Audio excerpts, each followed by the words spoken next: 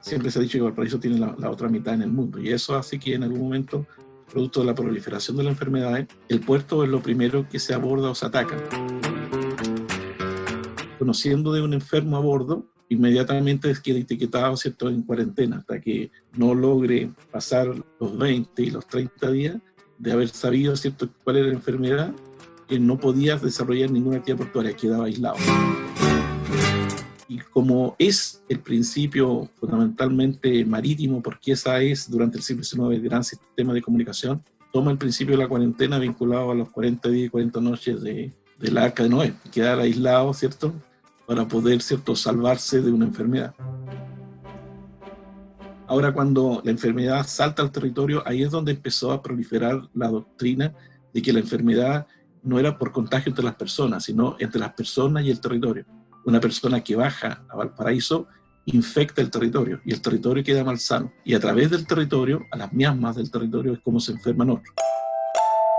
En algún momento se generó el discurso de que quienes tenían que hacerse cargo de la ciudad eran los médicos. De ahí donde se traen doctrinas que en España se llamaban las topologías médicas y en el resto de Europa anglosajona es el higienismo. Y el higienismo es un médico atendiendo el territorio que se enferma. Y por eso Valparaíso, al igual que muchas ciudades europeas, tuvieron a los médicos como urbanistas. En Valparaíso es una de las pocas universidades que tiene medicina donde todavía está la cátedra de salud pública, que viene de esta condición, ¿cierto?, higienista. No es una, si uno estudia los otros currículum de medicina en Chile, no tienen la cátedra de salud pública en Valparaíso porque hay una escuela que desarrolló mucho esta idea, ¿cierto?, de la atención del territorio.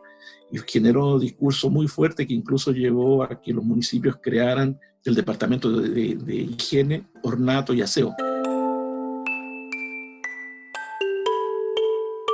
Pero los médicos se hicieron cargo de la ciudad porque había que tratarlo como organismo, y ahí es donde empezaron a construir principios que lo transuntan a lo que a nosotros nos interesa, el urbanismo.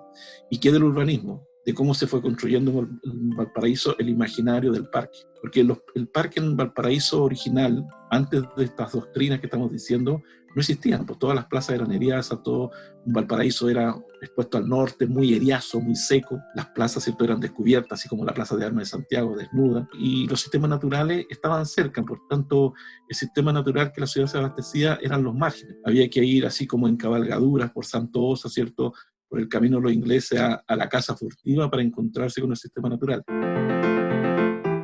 Y lo que recreamos fue la tendencia higienista de traer un árbol ornamental que genere la ventilación, que se mueva para que agite el aire, y al agitar el aire, ¿cierto?, las enfermedades se dispersan. Por eso buscamos árboles de hoja caduca para que en primavera se activen y muevan el viento, y en invierno boten la hoja para que dejen pasar la luz al suelo, porque si no dejan pasar la luz al suelo no se levantan las enfermedades.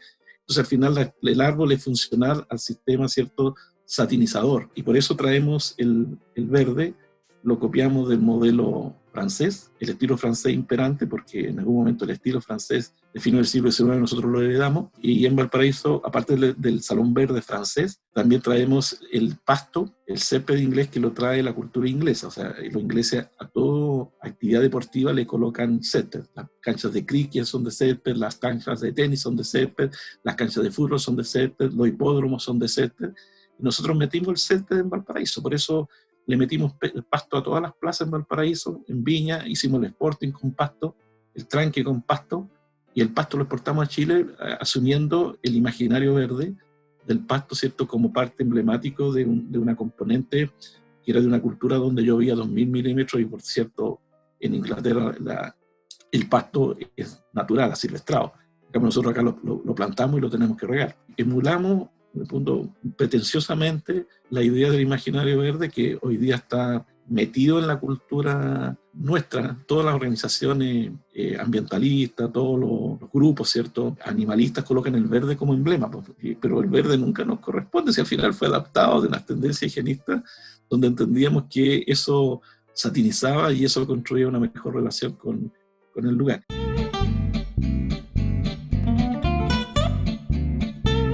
con esas tendencias nosotros empezamos a arbolar todos los lugares abandonados que teníamos, pero trajimos un árbol que no era el nativo, sino trajimos la especie exótica. El racionalismo del siglo XIX apostó que nosotros podíamos hacer en la tierra el Edén. Por eso traíamos a Europa especies exóticas de Oriente, fundamentalmente de la península de los Balcanes. De ahí llegó el plátano oriental a Francia y luego el plátano oriental llegó a América. El hombre sacó, en el caso de Francia, sacó el salón íntimo de la tertulia, lo sacó al espacio público. Y así inventó el Salón Verde, lo mismo en Valparaíso.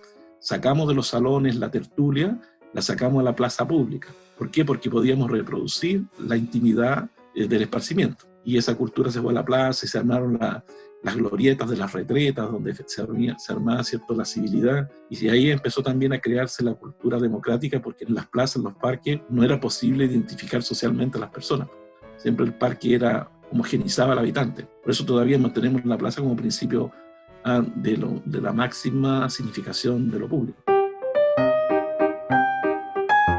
El higienista entendía que a través de las aguas la enfermedad se reproducía.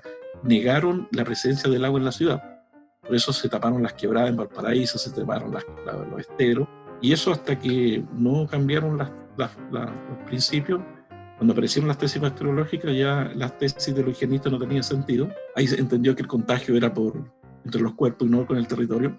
Y ahí los médicos simplemente abandonaron la ciudad, y eso ya en 1920, donde también empieza a aparecer el movimiento moderno con el urbanista, inventa el urbanista. Y la ciudad, de haber tenido un médico que en algún momento dice, bueno, si el territorio no se enferma, no tengo objeto de estudio.